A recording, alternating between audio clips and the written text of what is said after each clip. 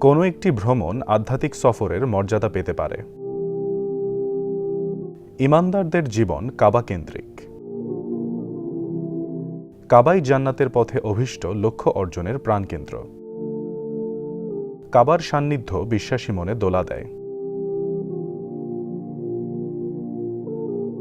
নিজের অস্তিত্ব স্মরণ করিয়ে দেয়। জীবন জিজ্ঞাসার সব প্রশ্নের জবাব পাইয়ে দেয়।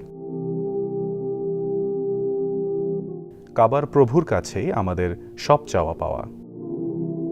যারা এই জীবনে চাওয়া পাওয়ার হিসাব মিলাতে চান, তাদের জন্য কাবার সান্নিধ্য অনিবার্য।